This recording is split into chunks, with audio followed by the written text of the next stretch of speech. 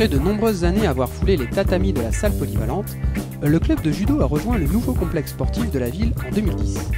Avec son tatami de 180 m² monté sur un plancher flottant, le dojo Cécile Novak fait la grande fierté de son président Damien. C'est une très grande fierté d'avoir notre dojo. En fait, on y a pensé au moment de la construction de la salle festival, c'est-à-dire la salle de fête de Quesnoy-sur-Dole, il y a 6 ans maintenant. À cette époque, nous avons su que la salle qui était à l'époque polyvalente allait devenir que salle de sport. Donc nous avons essayé avec les gens du club de monter un dossier auprès de la mairie pour que nous puissions avoir une partie de cette salle de sport en dojo fixe. Ce projet était divisé en 4, c'est-à-dire qu'on ne savait pas quel argent la mairie voulait mettre dans ce projet. Donc on a fait vraiment des projets du plus simple au plus compliqué, une reconstruction complète de la salle. Et la mairie ayant aimé, surtout le maire ayant aimé notre dossier, il nous a appuyés du début jusque maintenant et on a donc une nouvelle salle entièrement neuve. Et pourquoi l'avoir appelée Cécile Novak ? Et Cécile Novak, il faut savoir quand même que c'est une très grande championne, championne olympique, championne du monde, championne d'Europe. Elle est en plus originaire de Valenciennes, donc de notre département. Et qui plus est, on avait aussi envie de donner le nom de la salle à une femme parce qu'on trouve qu'il y a beaucoup trop d'hommes qui ont les noms des salles et on ne met pas suffisamment en valeur les judokates. Donc c'est pour ça qu'on a décidé d'appeler ce dojo le dojo Cécile Novak. Et d'ailleurs, elle nous a fait le grand plaisir d'accepter. En 1988, le judo voit le jour au sein de l'association L'Amicale Laïque, présidée par Vincent Mazerel, qui souhaitait faire découvrir cette discipline à son fils. Aujourd'hui, 22 ans après sa création, Roger Van de Castel, entraîneur diplômé d'État présent à l'époque, nous raconte ses débuts. On pratiquait le judo dans une salle polyvalente, sur un sol béton, où je devais, en arrivant, installer 90 m² de tapis avant de pouvoir pratiquer mes 3 heures de cours consécutives.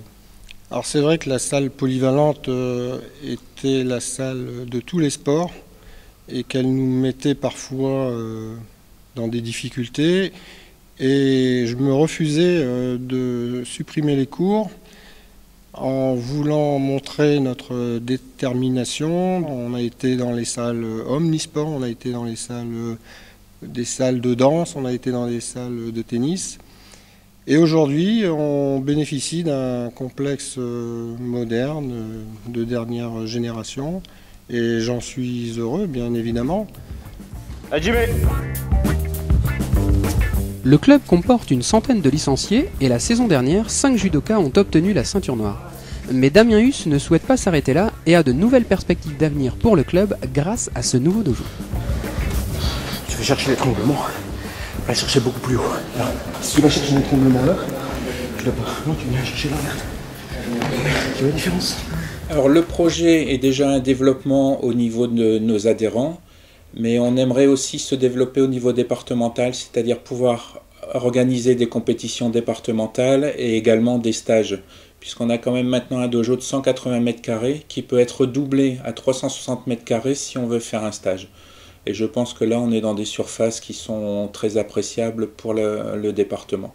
J'aimerais pouvoir étendre sur le taïso, qui donc ferait appel à d'autres personnes, peut-être les parents des enfants qui pratiquent ici et qui ne sont pas forcément attirés par le sport directement martial, mais peut-être par l'activité physique qu'on peut leur proposer. Le 25 septembre dernier, le club a ouvert ses portes au public pour une journée porte ouverte organisée par la Fédération française de judo. L'occasion de revêtir le traditionnel kimono blanc, mais surtout de faire découvrir le judo et le jujitsu auprès du public. C'est un bilan plus que positif, puisqu'on a plus d'une centaine de personnes qui sont venues voir le nouveau dojo et notre nouvelle salle. Sur ces 100 personnes, on a une vingtaine qui sont montées sur le tatami pour faire des essais.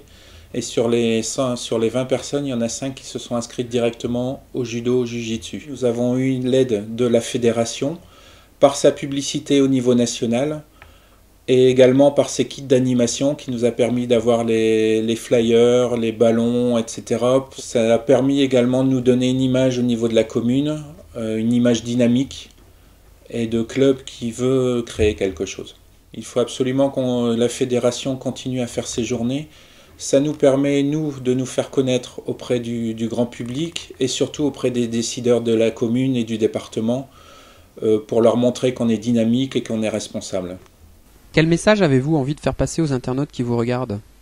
Nous sommes un club dynamique, plus formé sur la pédagogie que sur la compétition. Les cours se font le lundi, le vendredi. Nous avons aussi un cours Jiu-Jitsu le mardi.